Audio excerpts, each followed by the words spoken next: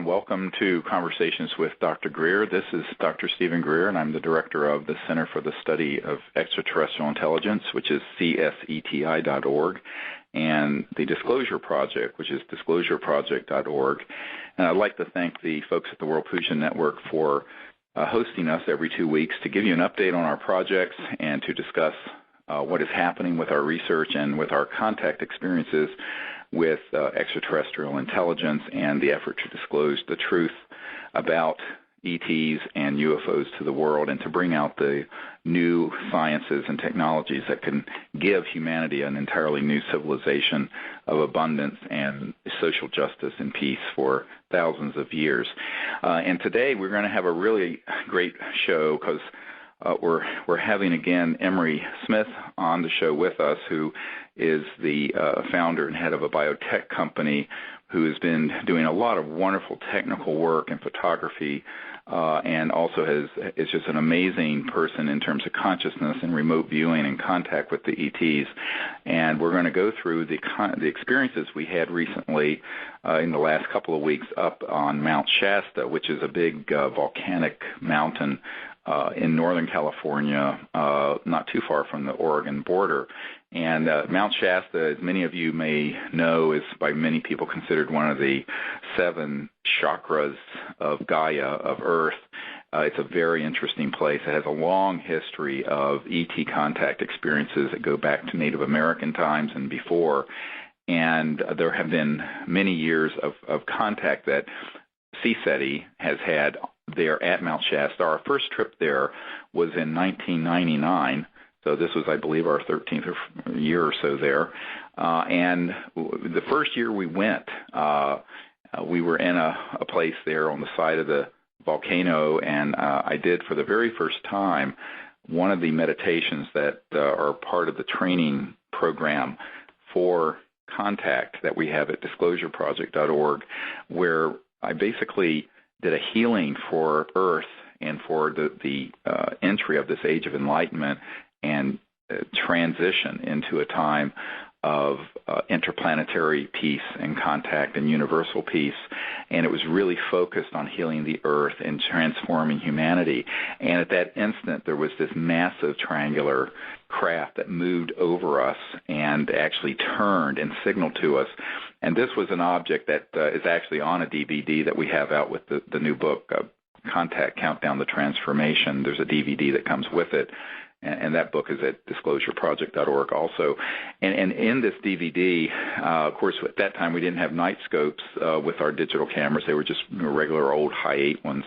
But you can see this object kind of flip on its axis and move. And it was so large that it was seen from all the way from Vancouver down to Los Angeles because it was up in space, but it came over. And it turns out we were out there 5 nights that particular week, and we saw it 3 out of the 5 nights that it came over and interacted with us, as well as all sorts of other contact experiences there. So this is an area that we've gone to and returned to. This year we were at a house that had private land that was surrounded by the national forest. And it was a wonderful sight. I think everyone enjoyed being there. And so that's kind of the setting of where we were up on this hillside overlooking Mount Shasta and Shastina. So I'd like to welcome now Emery Smith to the show. Emery, thanks for being on. Yeah, no problem, Steve. Thanks for having me.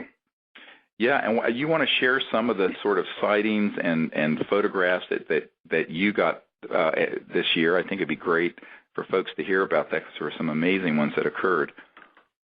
Yes, absolutely. We had just, number one, amazing contact that was happening all night long throughout the CE5s that week. But within the first couple of days, we actually got some really good photographs of just some amazing things that were going on. There seemed to be a lot of contact actually behind us, Steve, that started throughout the week. And I do believe this is where the entrance point or a portal was opening where these ETs were coming through and other transdimensional objects. One I'd like to point out would be that blue, if you remember over by Hollis there was a blue type of light that came into the picture. And when we looked at it, it kind of had like skull features to it. But I'm not sure if it was an actual ET or maybe some sort of ET device, but it was a crystal clear picture. Right. And we did have that frame open for about 20 seconds when it came through. So that was one of the significant ones. Another one that we had. Well, let me comment on that a little bit. Yeah. We'll do this back and forth with each one. Okay. What was happening during that particular event, we had done the meditation where we go into deep consciousness. I had done a puja, which, of course, everyone aboard Puja Networks knows what a puja is, and then we were doing a Vedic meditation, and we were in this expanded state and higher consciousness, remote viewing in consciousness, what I was seeing, a very large craft that was around us and above us, but was shifted faster than the speed of light. So we were having a lot of electromagnetic activity with these electronic detectors on site. And I then a couple people saw this light come in to the circle that was by one of our team participants that Emery's referring to. And he was taking a photograph, and this, what appears to be some type of either being or it's very hard to tell. It really does look like some kind of upright being, but with beautiful blue colors, was there between two people, actually, as if they were integrating themselves in our circle, because we always sit in a circle while we're in these meditative states under the stars. And every night was just crystal clear, perfect weather. And around this time also, we had a number of sightings above us. There were some really beautiful blue-white craft that occurred throughout the week, and that night in particular I remember seeing two, one of which was almost like a liquid golden ship. Right, golden. Yes, and you saw it as well, right? Yes. And it was it's hard to describe, but it's like it's alive, and it was very close. It wasn't something like a dot out in space. This thing was sizable. But what happens, and so people who are new to this show, when you deal with civilizations that have the ability to dematerialize and rematerialize, which of course is a Puja Vedic city, SIDDHI, these civilizations that are interstellar have this down to a technological science as well as the science of consciousness. So their ships can be hovering around you, but shifted in a resonance field beyond the speed of light into what some would call the near etheric or astral, or the interface between the worlds of light and the linear three-dimensional space-time. And they can be right there, and we'll have electronic communication going on in these remote areas like we are talking about, and suddenly it's almost like they just pop into this dimension, and they pop in, and then they're gone. They may be there a fraction of a second, 4 or 5 seconds, or whatever. And some of these we're actually getting on photograph. A lot of people say, well, why don't they hang around for longer? And it's because there's a lot of military activity when we're doing this that are trying to monitor, and they have, unfortunately at times, fired electromagnetic weapons at these craft when they've been near us. And this is something we observed directly at Mount Shasta. So what happens is that they'll pop in and out, and then there will be sort of the equivalent of what I call a electronic astral projection, where the ET beings themselves will begin to be seen as these shimmering forms and energy forms in the circle. And some people, at this particular week up at Mount Shasta this year, a couple weeks ago, a number of people were physically touched by them, and as was I. Very strongly, actually, on more than one night. And it's interesting because these are not ghosts or, incarnate angels or what have you. These are extraterrestrial life forms, but they have this ability to move in and out of this dimension, and they have technologies that assist with this. So it's a very, very complex science of consciousness. It's where the science of consciousness meets the space age, basically. And so this particular being, we could actually feel his presence in the circle. Yeah.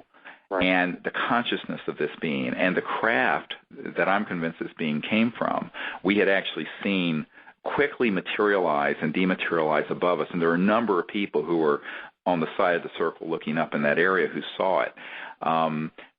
We haven't reviewed all the videotape to see how much of the videotape may have captured it. I know some of them got filmed. And it was very exciting because the instant that Emery took the picture of this vertical blue light that has this, what looks like a head and a skull in it and a beam, he said, look at this. And what's wonderful is that there's a viewfinder on, he has a really excellent high-quality digital Nikon camera that, he'll call us over, so we look at it in real time. So there can be no question that this has kind of been photoshopped or, after the fact created. I mean, we see it within seconds of it occurring. And this particular picture is frankly amazing. Yeah, so there's also two vertical gold lines that are to the right of it, below it, which actually look like they're coming out of the earth, and they're very bright golden. And right at the end of the puja, Steve, if you recall, I remember during the meditative state I was in, I was told to gently open my eyes towards the end, and that's when we both saw that bright gold flash of light, and the God consciousness ship came in just for a moment. And with this gold light that we see from this being, I do think these are all related to that first night and that first time of contact for that first evening. Right. It did, and it set the tone of things that just kept happening every night all week long for 6 nights. It was a beautiful experience. And the other thing that was happening is that there was very specific electronic communication through the detectors, and we're going to get into that in a moment. And one of the things that happened, a number of folks had meditations where they sensed or saw that under the earth where we were and under Mount Shasta, there are these like caverns, but they're massive. They're like, hundreds of yards across, large hollowed places that are in this mountain. And the very first night we were there, before the whole group gathered, that Saturday night, Dr. Bravo and I were out on the deck of this house, and we looked, and here were these brilliant white ships that were like light ships coming out of the volcano in an area that was sheer vertical glacial. I mean, there's no question it wasn't a man-made source, and it was from the mountain, and it would interact with us. And this happened multiple nights all the way until the very last night. And for years there have been reports of these kind of luminous tall beings that are very bright with these craft that are like plasma light ships that are seen coming out and around that mountain. And I've always said that one and then Blanca Peak, where we go in Colorado, are like spaceports. And the history of this isn't recent. It actually goes back, there are ancient Native American accounts of these sort of beings. Because as I think everyone who's studied this subject knows, that we have always had species from other star systems that have been aware of Earth and have come to Earth and back, from the Nazca Lines to the Great Pyramids to there's the History Channel show and Ancient Aliens. I don't like the word aliens, but ancient ETs that have been accounted for in all kinds of accounts. Well, in this area, my sense is that they've been there for a very, very long time. And when I say very long time, I don't mean dozens of years or hundreds of years, but thousands to perhaps millions of years. And what's interesting about this area is that we have had objects that have come straight up from the earth, like Emery's discussing, like this golden light that was coming up that's in the photograph. Now, a year or so ago, one of our camera guys was using a advanced third-generation night scope that's hooked to a digital video camera. And there is this craft that launches up from the mountain right in front of us, goes up, coming up from the earth, not coming from space, coming up from the earth, and it comes over us and then begins to dematerialize, and it begins to kind of corkscrew through and goes out into space. And as it's doing so, it's sort of elongating and shrinking, kind of like an inchworm, because it's right at the crossing point of light and linear space-time. We have this on videotape. It's going to come out in a new DVD, we hope, fairly soon. But it's stunning. And this was coming, however, from the Earth in that area. So we know that this is the case. So, everyone's always looking at the stars, which is important. We do have objects appear and come from space, but there are also these amazing things that actually come from within the Earth, where I am quite convinced in that area at least there's an extraterrestrial presence that's there, that through the meditation protocols we use, which involve going into doing the puja, and then using the mantra meditation and going into cosmic awareness, we can see them, and then we communicate with them with thought and invite them to interact with us in universal peace. I mean, that's the core of the protocol. And as soon as we start doing that, we start having these sort of manifestations of these craft and these ETs around us in ways that are way beyond what you would see in a Close Encounters of the Third Kind kind of movie, because, that's kind of like, really kind of kindergarten. But when you start thinking about it, well, look, if these civilizations really are traveling from other galaxies and star systems, they can't do it at speeds less than multiples of the speed of light. It would take too long. And so their technologies are what we call transdimensional, and they're transdimensional interstellar technologies and civilizations. And that's why they're appearing in all these amazing ways, including this being that's in this photograph and this corkscrewing craft that's on the videotape from a previous visit there. So anyway, I wanted to give some background for folks on that so they can, kind of visualize as much as you can by hearing, it on an audio radio show, what's really happening around us. And it's really beautiful. Well, one of the next things, too, Steve, I'd like to discuss is the time when the magnetometer was going off between us and we felt a presence behind us. And that's when many people were talking about these sparkles they saw in the trees, and there was a few people that actually saw a craft materialize in front of the forest behind us. Right. We're up against this national forest. There's nothing back there for miles and miles and miles. And what had happened from there is I did take a picture, and then we noted all these beautiful aqua and turquoise and red and these cobalt blue, brilliant specks of light. It's beautiful. It's like celestial, actually. If you could do a photograph where you would see something that looks like celestial level of light and energy, but in this dimension, that's what this photograph looks like. It's true, and it's within 3 to 5 feet of us. I mean, it's not out in space or something. It's very, very close, and it's stunningly beautiful. And at this time is when you actually stood up after the meditation and you walked into that field of energy. And while you were out there in that field of energy, I mean, maybe you're 10 meters away from us, I saw this through my night vision binoculars, a very bright strobe of piercing white light that I could see actually not when looking through binoculars, but actually on the outside of binoculars. It was so bright. And I know that I'm assuming that our video cameras also got it, but we haven't reviewed it yet. So I was wondering if you could just explain to us what was going on, because that leads up to my next picture of these amazing things that were happening right after that. So go ahead. Right, and so I walked out into this kind of field and part of this yard that adjoins the national forest, and the best way to describe it were transdimensional downloads of extraterrestrial beings.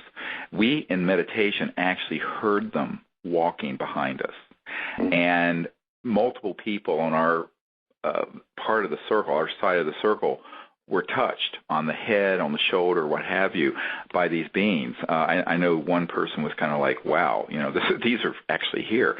So when I was walking out there, what I was doing, I put my hands, my palms out, and I'm sort of creating a triangle of energy from my 2 hands and my third eye, and sending love and welcome to these civilizations. And as I was doing this, I saw one of these very senior and highly enlightened interstellar ambassadors there. And this brilliant flash that Emery's referring to, I saw, and it was just all around me. And, it was a beautiful experience, and I was really welcoming these emissaries, if you will, from other star systems that were appearing in all these sort of beautiful ways around us. And you could feel that they were coming. While they were from other planets, they were from planets that had achieved where humans will be in a few thousand years, where everyone on the planet will be born in cosmic consciousness, where the puja concepts of the Vedic cities, the different abilities and powers of seeing with your inner sight and seeing the future and levitation and materialization and dematerial, all of that will just be commonplace. But these are civilizations that have sort of lived like that for thousands of years, and there was this feeling of just profound sacredness and beauty, but they were also very real and very welcoming, and they were really excited that humans are doing this because they know that this is the age where we're going to go from the fractured world where we are into a global civilization that will be living in peace and that will then become an interplanetary civilization. And that, in the next few hundred years, all these planets are going to be united, and it'll just be an open contact. Of course, we're not there yet, but this is what's emerging, and we're sort of pioneering that effort right now. And it's a beautiful experience because when you actually have these beings around you, you can feel the profound, almost divine level of awareness and love and celestial level of intelligence and brilliant intelligence. I was always struck that from the very first time we were at Mount Shasta and several people on our team saw this brilliant, bright white object and light come from the volcano that shone right into our group. It wasn't just light like you see from a headlight or, something. It was light that had within it intelligence, consciousness, brilliance. And it was not just physical, it was also conscious. And what we've learned is that their spacecraft and even their technologies have an integration. They have, if you will, artificial intelligence or intelligence so developed that even their spacecraft are living bio-nano machines that are conscious and awake. And that's what was there as I walked out in this field and was making contact and welcoming them and then inviting them to come back. And so I sort of invited them to come back, and I was told, gosh, we really need to all now, because people kind of up standing around, we need to all sit down and meditate and go into that deep cosmic awareness together. And then you took this amazing photograph. Yes, I have a remote control, so I can set the camera up anywhere and from a distance push the button, and it takes a picture, and that also helps reduce distortion in pictures. People don't realize that when you're taking a picture on a tripod, just the slightest finger push of that vibration actually sets the camera off a little bit. So it's really good to use a remote control wireless for that. So what happened was during this meditation, Steve and I, actually the group was starting to hold hands, and we were in this deep meditation for quite some time. And I did hear the magnetometer go off a few times during that meditation. And what I was experiencing was these ETs that Steve invited back to the circle actually came into the circle and were looking at people's energies and their DNA. And myself, what I felt, Steve, was that giant Arcturan ET was back once again behind us, kind of orchestrating these other ETs and the other civilizations, because there was many civilizations there, not just one, but many. Right. Yes, many civilizations were there, and they were all orchestrating this. And I felt within me the ETs actually working on me. And this is when the magnetometer, and I actually heard footsteps behind me at this exact moment. Right. So I slowly actually let go of your hand, and I hit the button to take a picture. And towards the end of the meditation, we came out of that, and I looked immediately at the picture, and there were these beautiful violet lavender orbs, if you would, that were covering. One was on Steve's heart, and the other one was consolidated mostly to my throat chakra, but it actually went down the sides of my thorax, down right to my solar plexus. And down your arms as well. Right, down my arms as well, and also what I would call the root chakra, down by the groin area. Right. And these are very clear pictures. You can see the leaves on the trees behind us. Right. Okay. Oh, yes. Yeah, so these are not like distorted pictures where it's like, oh, maybe it's just a blur or something. These are something. Number one, I've never even seen this color on my Nikon ever in my life. It's such this color, I can't even explain it. I mean, it's just like some fluorescent, iridescent, lavender, violet, fuchsia mixed color. I mean, I can't even explain it, Steve. I mean, maybe you could explain it better than that. No, that's good. I mean, it is. It's like a color you couldn't make up or mix up at completely celestial. You know. It's a celestial color that I can't even explain it. But to the right now of you, Steve, behind you, what was magnificent was this green light. Right. That looks like right off your shoulder or behind you a ways, that's shooting up into the air. Now, there's no one that had lasers on through that whole meditation whatsoever. Right. And the angle that this is actually coming in at is actually coming from space. Right. It is coming from space, correct. I felt like it was coming down from space to right above me, behind my shoulder. Yeah, if you look at the picture. Yeah, the picture actually shows that its trajectory would have actually, it's a perfect trajectory. I already told you this, but I analyzed it. The trajectory of this light intersects with the violet orb on your heart. Right, correct. Yes, I saw that angle of it, and it was right exactly in the center of my chest over the heart chakra, which of course everyone knows. I mean, I'm an emergency doctor, is electromagnetic. And so, everyone thinks that the physical body is so separate from the spiritual world. It isn't. I mean, it's actually the reality is that consciousness and the body of light manifest the physical body in the physical world, not the other way around. And this is something that is a whole new understanding of how, sort of the cosmology, if you will, is organized. And they're doing this kind of contact at that level. What's amazing is that here's a camera that has this crystal clear photograph of these things either on us or within inches or feet of us. And that means it has to be in this dimension enough that it can be caught by a early 21st century camera, which is awesome, actually, when you think about it, because we're dealing with such enormously advanced civilizations that, are thousands to millions of years technologically more advanced than we are, and yet now we're beginning to be able to get these sort of imaging experiences that complement. They don't override. They're not more important than, but they complement the experiences we're having in thought and in consciousness and in our light bodies as we're having contact with these physical ETs that then are appearing in all these amazingly beautiful and mysterious ways. Yes, Steve. I don't know if you want to go into the experience that you were having at that moment. Well, one thing I want to mention is another thing that happened that kind of led up to this, and this again was right behind us, is that we were, that kind of opened this portal. Mm-hmm. I don't know if you remember, Emery, there was this, almost everyone on our side of the circle, in the air right behind where you and I were, was this strange transdimensional, like a snap. It was right. Like, it was almost like, it was like a snap. Mm-hmm. It wasn't up in the wood. It was like with a foot behind us, yes, and in the air. And it was almost like there was this trans-dimensional portal that opened into three-dimensional space-time from these other dimensions that interstellar civilizations traverse as they go from one star system to another. But it was clear they were right there, and it was quite audible.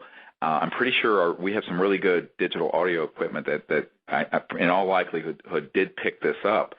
And the reason I think that happened was because there was literally an opening in space-time that facilitated then the ongoing contact that was happening on the site.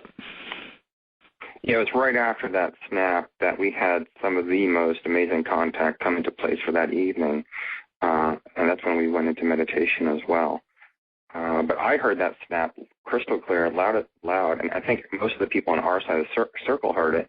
And another thing with these things is they are very directional. The light and the sound is very directional.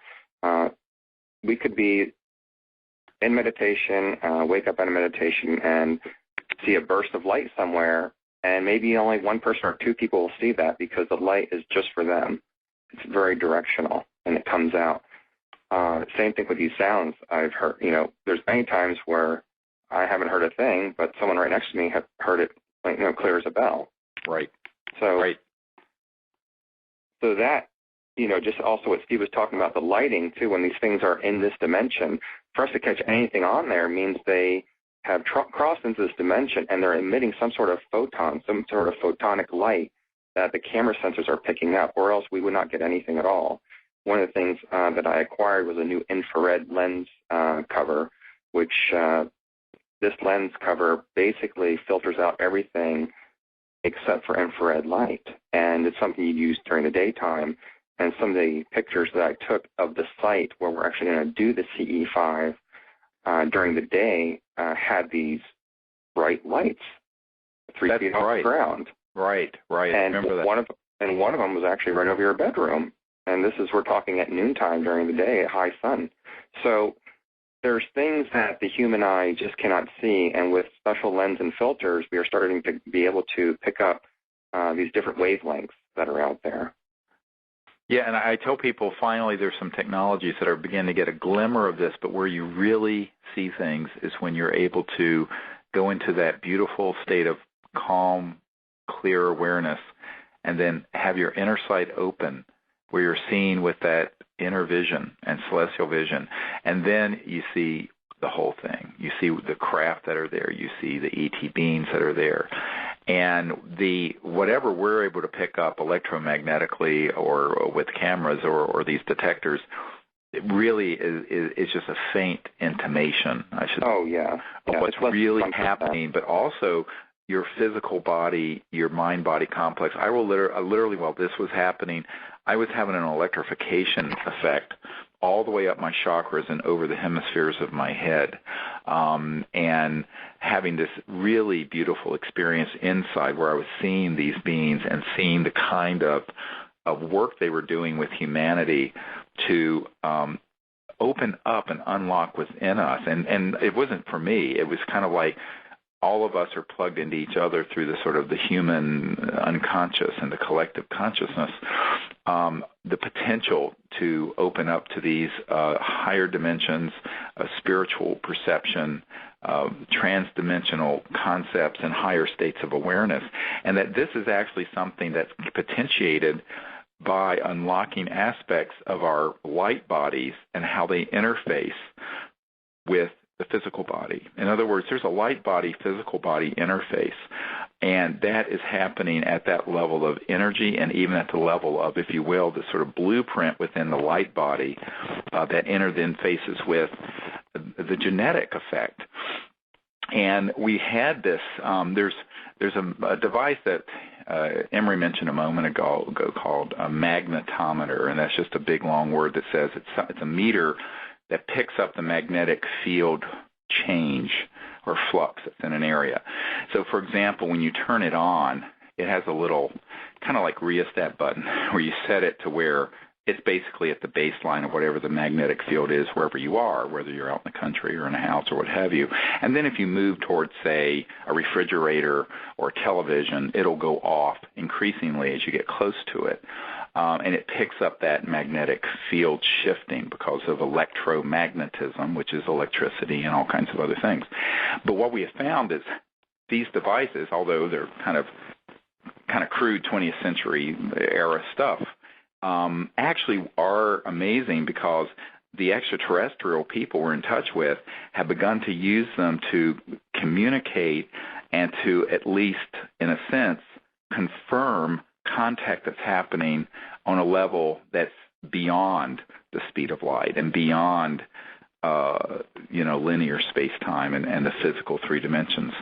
So one of the things that we talked about this on another show recently, and someone wrote in and said, well, gosh, could this be some of these signals, because we played them on one show recently, you may listen to them in the archives of the World Puja Network, and someone said, well, gee, might this be a interference from cell phone or something? And the answer is absolutely not. Number one, all cell phones are turned off.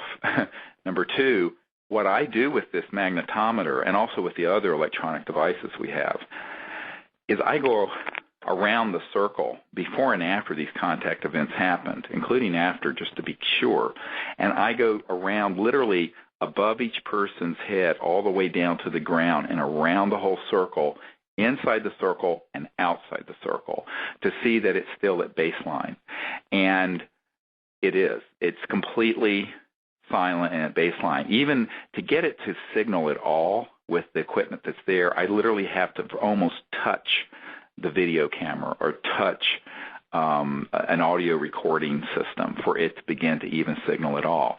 When this contact was happening, which we'll talk about in a moment, there were no such devices that are man-made on us or near us, and it was not the signal that you would get from one of those anyway. It was literally a melodic and complex communication, and when we stood up, Emery and I faced each other, and it turns out at the sort of the base Kundalini chakra going up, there was this emerging pulse. It was, and you can describe it yourself, Emery. It was like it was a spiraling, beeping tone that kept repeating and repeating and repeating, and it would only happen at a certain place where we would line up facing each other, and it was persistent, and it happened more than once.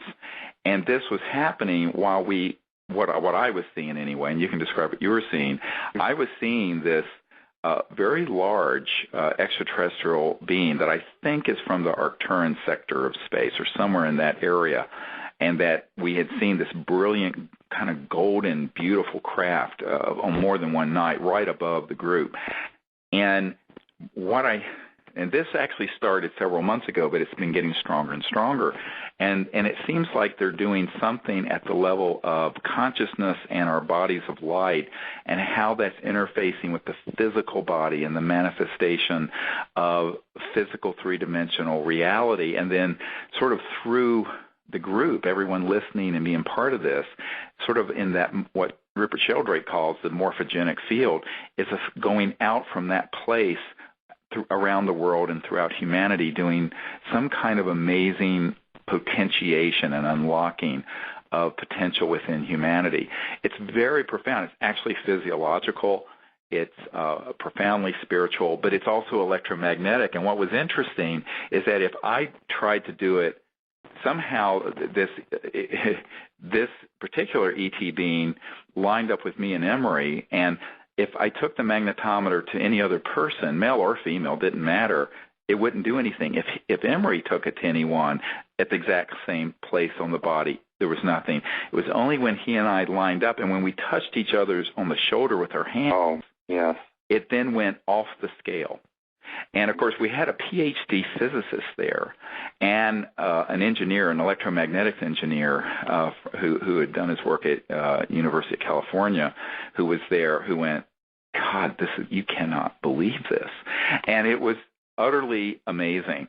And before and after this happened, I did go around and confirm that it was coming from nowhere else. This was not any electromagnetic interference from a cell phone or a camera or anything else. Right. It went on for quite some time, and even when you had the detector, it wouldn't do it to you, and when I had the detector, it wouldn't do it to me. So there's no device that we both had that it could have, energy could have came out of and activated this thing. This was actually coming. It had a message in it, and it also escalated this time compared to our other trainings up to our throat chakras and our heart chakras. Yep, towards the end of the week, it was going up, and it was doing this at the level of the heart and then the throat chakras. So it was a profound. Anyone who studied the sort of, it's like the body electric, but it's the whole concept of the light body and the electromagnetic field of the light body and how it interfaces the conscious body with the physical body. And that is very, very real. And here we are actually measuring it with a magnetic field meter, a magnetometer. It's actually just stunning. One of the things that I did after this, and of course this was it was such an almost overpowering experience, not only in consciousness but even physically. But I did go around, and after this happened, tried to see if that would happen. So somehow, between Emery and me, there was an ET that was somehow, the three was creating a circuit. Now, all I can say is there was a circuit formed that would only happen in this state of consciousness after all this sequence of contact began and started happening. And after this happened, I as I went around, with this detector around the circle and to everyone, nothing. It just didn't make any sound at all. So we're 100% certain that this was not an anomaly from interference from anything. I know someone had asked that. And this has actually been increasing over the last year, actually, since we were in France last summer and England. And it's really an amazing phenomenon, because you are not only experiencing it and having it confirmed through these electronics, but there's something going on that's very profound and deep, and it's affecting, our lucid dreaming and meditations and everything. Right. And another phenomenal thing is, like you said, if we put our hands on each other's shoulders, it actually increased the circuit. Oh, yeah, it was like a doubling or tripling of the tone and the strength of the signal when we would just put our hand on our shoulders like that. Mm-hmm. Right. As we were facing each other, at one point, you leaned forward with your head, and I leaned forward with my head, and we just barely touched our craniums together, and the magnetometer actually pegged all the way out for a moment. Yeah. It went off the scale. Yeah. It went off the scale. Yeah. And I actually felt and saw with my inner eye a pure one light. It was like one light coming out of both of us, and it was just blinding everything around us, which means I believe this light that we joined together with became us, and that energy that was coming into us actually went out to everyone that was right there. Right. Everyone in consciousness and listening to this experienced it, and then through the morphogenic field of our collective awareness, I feel it was affecting the whole of the earth.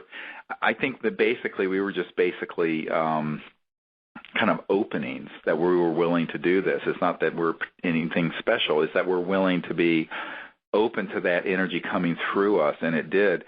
And the electromagnetic meters that are indicating this is really just something that confirms it for other folks. But where the action's really happening is at this deep, deep level of cosmic consciousness, where the cosmic consciousness and these ET beings that are doing all kinds of mysterious things to help advance the situation on this planet, then connect through the bodies of light and then into the physical 3 dimensions. And it's truly a beautiful experience. For me, it was not only powerful, but really very emotional and awesome. Yeah, it was awesome. So that happened actually more than once over the course of the week. And as Emery mentioned, towards the end of the way, I think on the last evening, it actually had progressed. So when we did that, the signal was moving upward into the heart and the throat chakra, and there was this sort of opening and enlightening energy coming up through higher and higher levels. And I think that when this is occurring, that we can measure with these electronic devices and then photograph, as these photographs are beautiful and amazing. But the reality, I'm trying to get to the crux of what's happening. The crux of it is that there is a transdimensional and spiritual energy that we're having through this contact with these extraterrestrial civilizations that's sort of spreading out and to humanity. Because what we do that often activates this whole process, as I mentioned at the beginning of this interview, is that we do our meditation where and actually there is a CD for this at disclosureproject.org, and it's also on the if you have an iPhone, there's an iPhone app that works on your iPhone and iPad that you can download. That's the CSETI contact app that has all this. And what you find when you do these is that once you kind of get into to this calm and deep silent state of mind and begin to remote view the ETs in deep space and make contact, we then do this, it's sort of like a prayer for the healing of the earth, where we send this light up and connect with cosmic awareness and the great being and with these ET civilizations, and then we see the earth, literally see the Gaia, the whole sphere of the earth, and send this from the heart and from the deepest level of awareness, this love and healing light to the earth. And when we do that, that's when all these experiences get potentiated and open. Now, what I feel is that these things that have been happening is in a sense them returning the favor and actually doing work in return for in a sense what we're doing. And it's sort of this exchange happening on a very beautiful spiritual level. It's very Vedic, but now that there are electronic effects that we're recording, and luckily we have Dr. Bravo was holding a really nice new digital audio equipment and was able to record this. And, of course, Emery's getting these great photographs, and then we have two digital night scope video cameras that are getting a number of these objects and craft and things that are happening. So we're increasingly working to document all this, and, of course, we're doing this. Everyone has their day jobs, and they're doing it in their spare time. So we hope, in the next few months to get another edition of this book out. With the one that's out now is Contact, Countdown to Transformation, that has a DVD that has some of these. But in the last 2 years since that book came out, we've had probably a tripling of the number of images and documented events that we hope to get out to the public. But it's just a lot of work to get those things put together. But at any rate, that's what we're have experienced. And there were a number of other people who were there who were having similar experiences. And also we had another person there taking photographs, still photographs, who got a number of beautiful beautiful red and blue spherical orbs and craft in them that were very close. And another photograph, I don't know if you want to mention this, is the one, there was a big, I don't know what kind of evergreen tree it was between us and Mount. Oh yes, of course. We had a lot of action was happening over and towards that area, and that tree. Many people throughout the training have seen amazing things by this very tall tree. It's one of the tallest trees. And what direction was that? Northeast, yeah. Northeast, right. And at one point, I actually had my shutter open when someone said they had seen a craft in the tree. Right. And sure enough, on my camera, immediately after the shutter closed, was this, it's very hard to explain, but what it looks like is kind of a square, bright object with actually like a six-legged, kind of like what an ant would look like. It has these things coming out of it on the bottom, if you do recall. Do you recall, Steve? Yeah, I do, yeah. Yeah, and it's a very beautiful thing. It actually has antenna on it as well. Now, this is about the size of 2 inches at arm's length, and this tree is probably about 50 yards away. Right. So it was a very bright object that flashed in, and we've seen flashes coming out of this tree all night long. And this is one of those flashes. It was bigger than a flash. We actually captured the entire thing, and it's right at the top of the tree. And it's probably going to be in the book, I'm sure, or on the website soon. Yeah. So you guys can look at it. Yeah, it's beautiful. It's sort of a golden color, too, kind of golden white color. Right. Golden. It starts with a white center, and it's a golden around the edges. And to the back, it looks like a bird tail with just how a bird tail flares out and flanges out. Yeah, and that is actually pure red. And on the bottom of it, it has like all these little sticks coming out of it. Like I said, looks like ants' feet, but they're metallic. They're actually not. They're not emitting light. This is the part of the ship that is actually a solid piece. Right. And what's interesting about this, I want to point out to folks, this is not a photograph. We don't use any flash photography, so there's not the strobe of a camera illuminating dust or something. When you see a lot of orb pictures, if you need to see, of course, if you have your orb on, if you have your flash on and it's at night, most of those are just artifacts. This is absolutely with no flash photography. It's nighttime photography, and this has a light of its own that is emitting and actually illuminating the tree around it. We also have videotape of objects doing the same thing when we've been up at Mount Shasta near us. I mean, we're talking within 100 feet of us or so, or something like that. So those kind of experiences, and that we will see them, and luckily often Emery will have the lens open, or the shutter open on the camera, or after we see it, he'll take a picture in that direction, and it'll flash back in or something so that it will be photographed.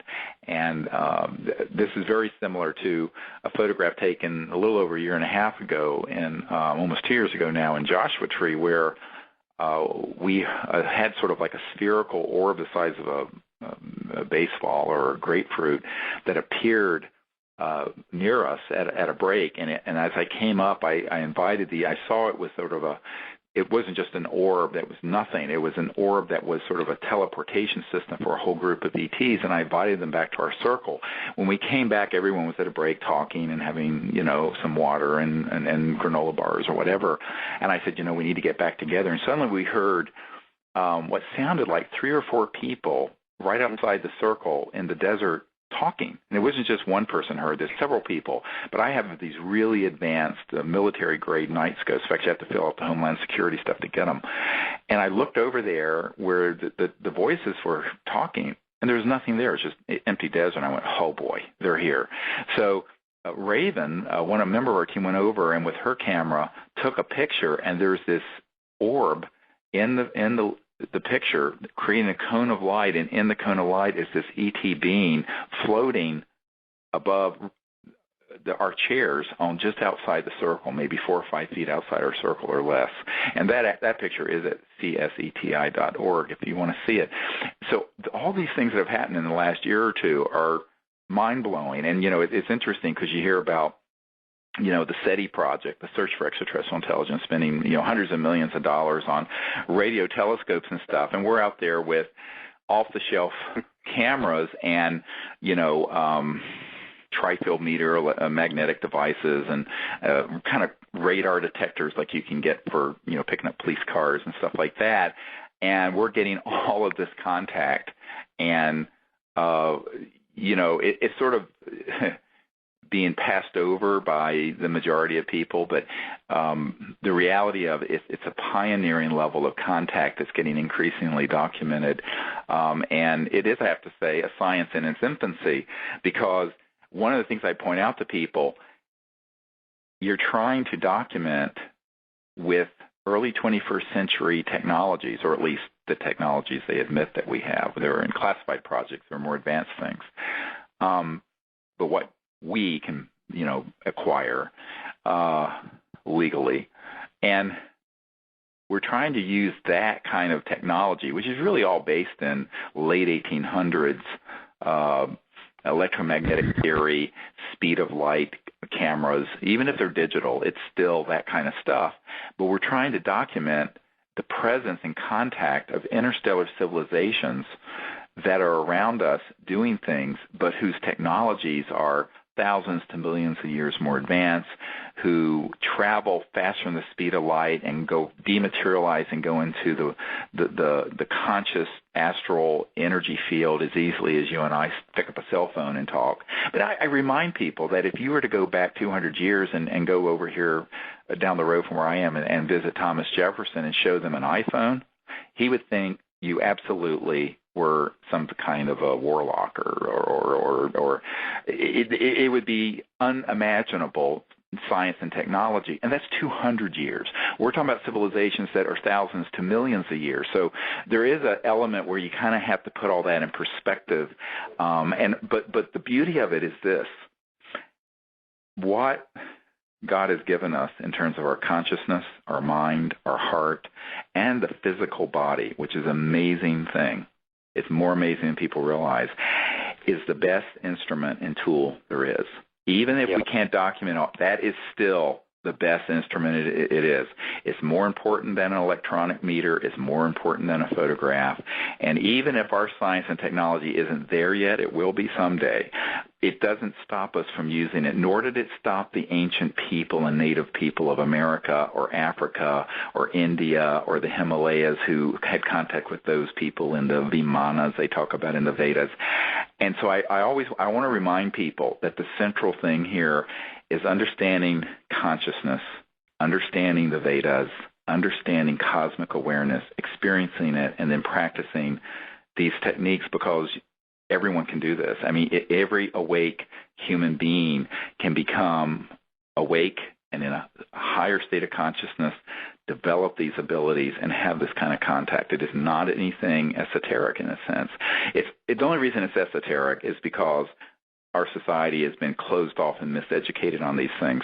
But that's the whole point of this age of enlightenment that's coming, is that all this, the science of consciousness, will be the central science of the next millennium. I have no doubt about that. And so that's what we're experiencing and exploring. And those of you who want to join us, we are going to be doing a week in the Southern California desert, a really remote place that's going to be amazing, 700,000-acre wilderness. And we're going to be doing that in October. The information for that is at CSETI.org. So if you want to join us for that week, I think there may be still a couple of places open for that. And we're going to spend a whole week out there making contact and using these protocols of what we call the Close Encounters of the Fifth Kind initiative, where the fifth kind being where we cooperate with and initiate contact with these civilizations. The philosophy of it is that they're here. There's abundant evidence at disclosureproject.org to prove they're here, but we need to create a group of ambassadors and who are enlightened, who understand trans-dimensional higher states of consciousness and how these extraterrestrial civilizations are going to interact with humans and become, in their own area, ambassadors. And so now we have thousands of people who are doing this all over the world. We actually have a guy on our team, Costa, who coordinates, and like this a couple weeks ago, there was a Saturday night where people all over, there were 80 or 100 teams all over the world that at the same time were doing these meditations and contact, and there were some amazing sightings and experiences that came in and reports. And so, if you want to be part of all that, just, be in touch with us, and it's an exciting development, because I think the more that people do this and understand it, the more it will shift awareness away from the concept of sort of an us versus them reality into the understanding that it's one universe that's conscious. It's a quantum conscious hologram that's awake and conscious, and that we can plug into that and be part of that and then create a whole new world, a whole new civilization on this planet, and that this age of enlightenment and transformation is here, and that all the craziness going on in the world at some point is going to just, that'll be it, and it'll fade out, and we're going to find ourselves at this opening of a whole new civilization, not only in terms of the technologies that will be running the planet that won't be fossil fuel, but there will be new energy and free energy and anti-gravity technologies, but the consciousness behind it will be this level of awareness, and that's what's exciting and kind of keeps all of us going. So it's a wonderful experience, and I hope some of you who are listening who want to can join us, or at least get the iPhone app. Or if you don't have an iPhone, there's an entire training program that you can get at disclosureproject.org. So I'd like to thank you, Emery, for your sharing and for your awesome skill as someone to take all these photographs and make contact with us. Oh, you're very welcome, Steve. Thanks for having me again. Oh, it's been great. And I'd like to thank the folks at the World Puja Network for hosting us. And until next time, keep looking up, and God bless.